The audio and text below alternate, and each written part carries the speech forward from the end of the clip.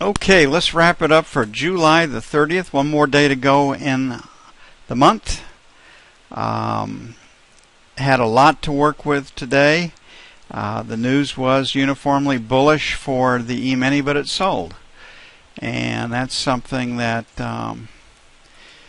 it's a fact of life in the E-mini. Bullish news does not necessarily mean that the market will rally, nor bearish that it'll sell. And one of our trading axioms has come from extensive trading history with the E-mini. If bullish news doesn't rally a market, sell it. If bearish news doesn't break it, buy it. And the impetus behind that is shorts will cover or professional longs will liquidate when the news does not cause the expected reaction. It's just a fact of life. Lower high, lower low means we can sell failure to take out resistance tomorrow. Longer term, we're still in a very strong P. 2000 is the trading target. I don't know what piece of news will take us to 2000 and get a test of that, but the markets are very, very strong. And if we put all this together, you can see that we're dealing with a P2. So the buying is still there, and we get a little bit more supportive economic news, like maybe Friday's non-farm payroll number beats the expectation of 225,000, then this market can rally further. Looking at the F2 screen with the B split,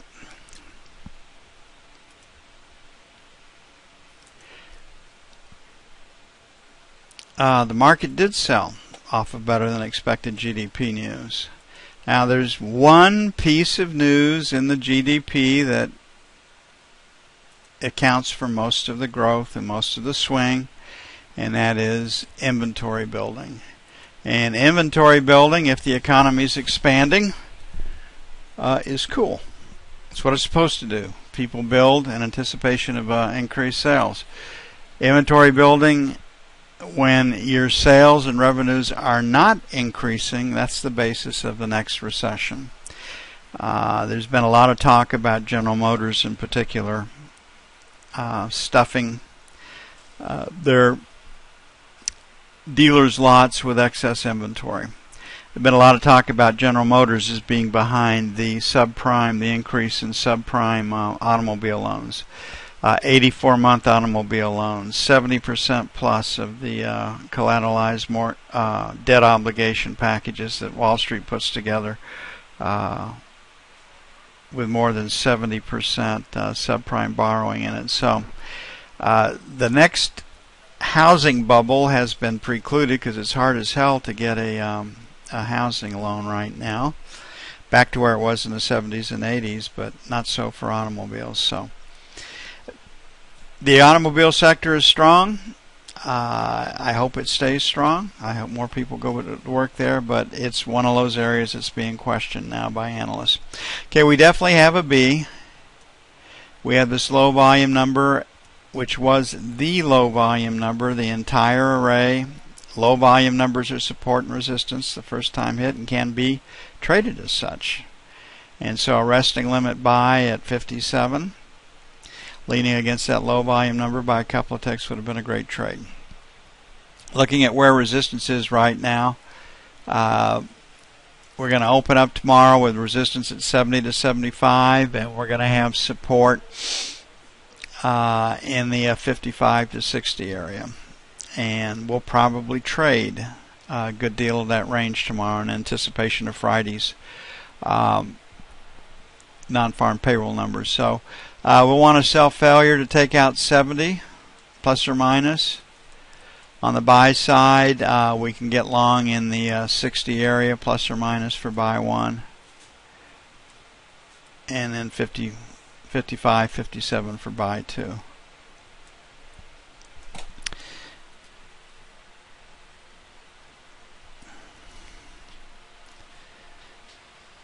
But interestingly enough, this morning when we first started out, our sell was 74 to 76, and our buy was 60 to 62.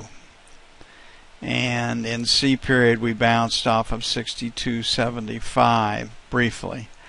Then our second buy was 55 to 57, and our buy number 2 held up pretty nicely. We opened it up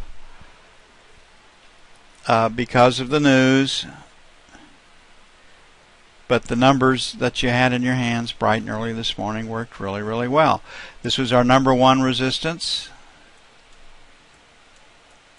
and so your trading target should be number 2 support, and that's exactly the way that it worked out using our long-term distribution for guidance. You can see right here that the low volume number was the actual low volume on this screen beneath was actually support. So you have access to information that can really make your trading easier.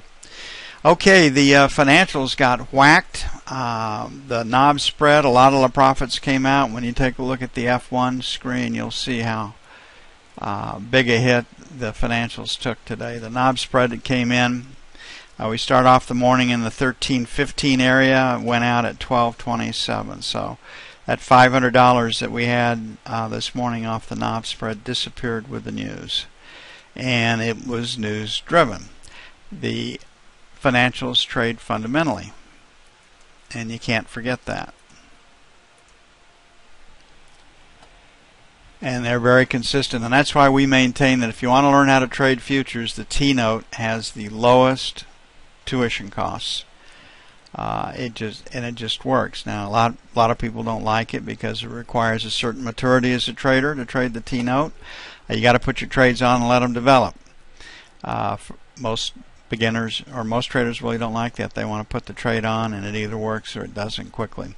But you can see right here that decidedly to the sell side. Looking at the F2 screen, I'm going to change this to 2-tick increments.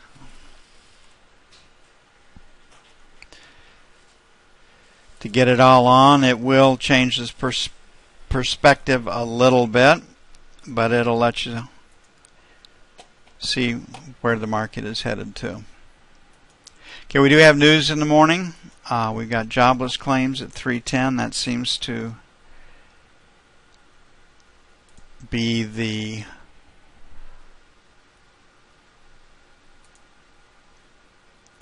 just lost the software that does that when I change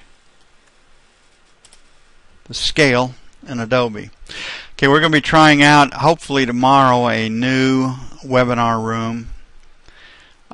So we'll be working on those details here behind the scenes later this afternoon, and tomorrow probably 9-ish Central, 10 Central, somewhere in there. We'll try to bring the new rooms up. But taking a look at the news for tomorrow,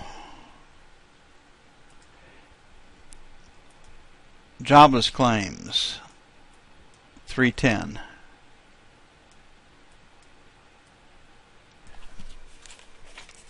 Employment cost index.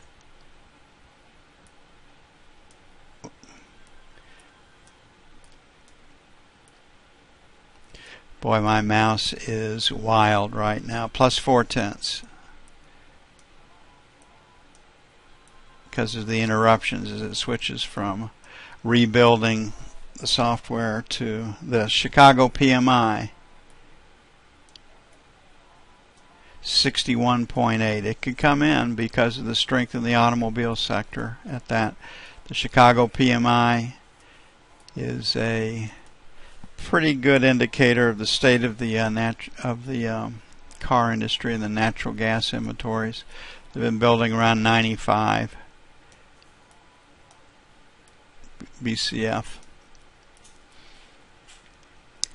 So the job focus will be jobless claims. They'd like to see that number less than 200,000 to keep the economic stories going. Employment cost index, no one will pay any attention to it because the Fed's not fighting inflation. Chicago PMI, they would like that number. That would be good for the stocks, bad for the financials. So comes in less than 300,000, bad for financials on jobless claims. Comes in at 61.8, bad for financials.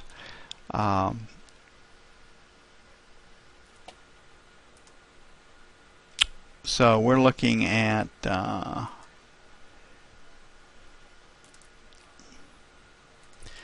me go back and redo. Well, I'm not going to change with the scale and take a chance of screwing up, crashing the software again.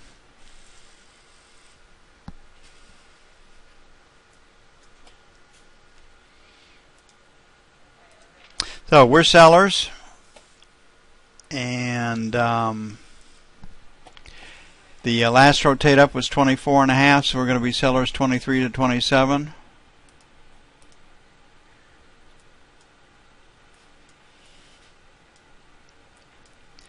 And then 31 to 03, which is where our sell was, which was really fabulous after the news, if you think about it. Moving the sell down to 31, we had a high of 20.5. The trading target down here is 11. This is where the volume is, so we're going to put our first buy at 9 to 13 on the hopes that we can come down, but we may have to pay up, so 17 is a question mark, but I think we can go a little bit lower. And then 1 to 5 for buy 2. Ooh, the mouse has gone crazy.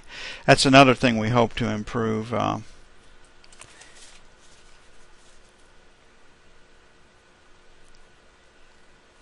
With the new room software, it's much more stable, much more friendly. Mouse doesn't jump all over the place, and they promised us everything's going to change, Nancy. It'll no longer be Adobe, so it'll be a brand new day.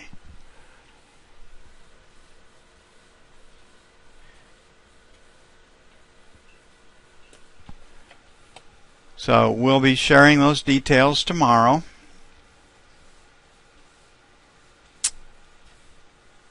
Yeah, YouTube is much better than Adobe. That was an ongoing problem. But Adobe, I mean, it's a great product. It does what it does well, but it's got some bugs and flaws in it. And if you want any help from Adobe's support staff, you're going to go blue in the face before you get it. They don't even really say message received and acknowledged. And we have to get around that.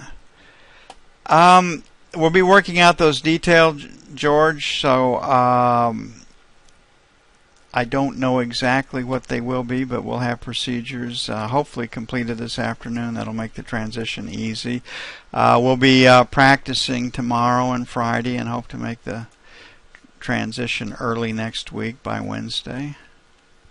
But I think we ought to be able to get it done tomorrow. It's been real easy for me to work with. All coming tomorrow, folks. So just get ready. All right. The knob spread came in a bunch, and it came in for the right reasons. So we got volume down here against 137. We're at 14. So 5 to 9 will be buy 1. I think we go a little bit lower. Then buy 2 will be 29 to 1. Lean against that high volume number. On the sell side, last rotate up stopped at 28. We're at 14. So 19 to 23, sell 1. 27 to 31, sell 2.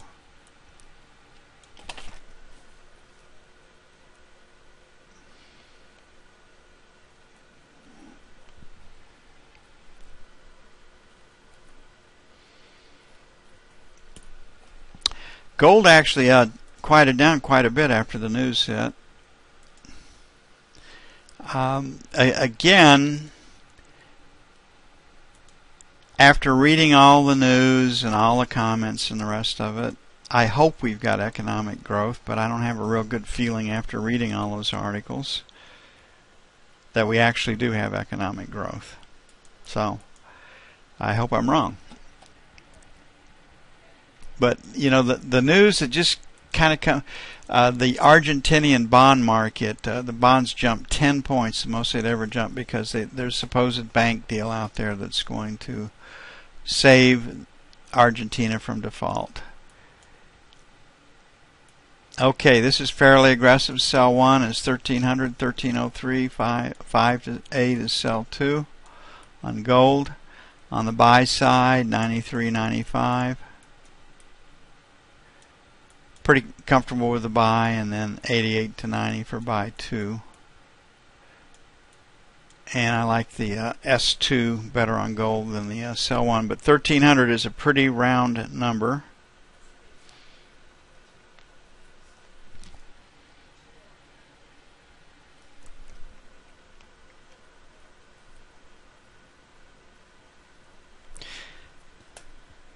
Crude, the sanctions against Russia, the docile press are reporting really have teeth in them, that Russia's really were going to feel them. They didn't.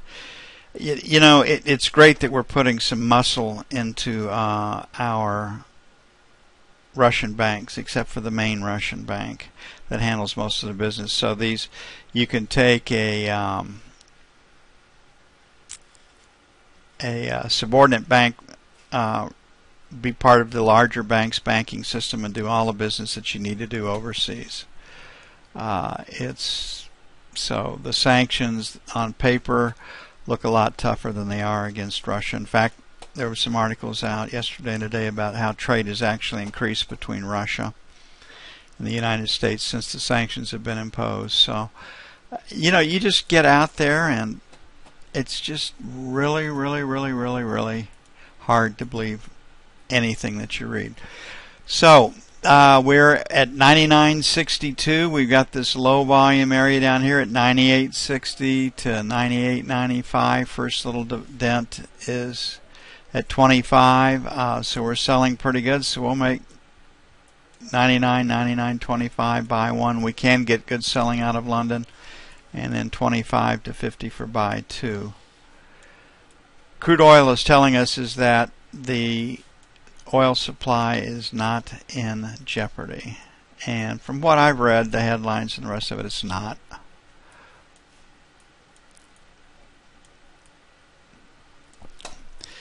So crude oil continues to come lower.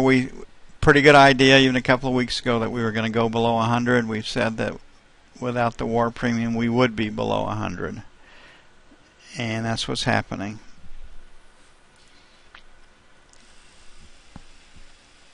So we're basically going to be buying against 99. Okay, looking at the euro, today's economic news on a relative strength basis showed our economy a hell of a lot stronger than Europe's. And normally that would bring in selling, yet the euro rallied off that news. So I think it gives us a chance to sell at higher prices when all is said and done.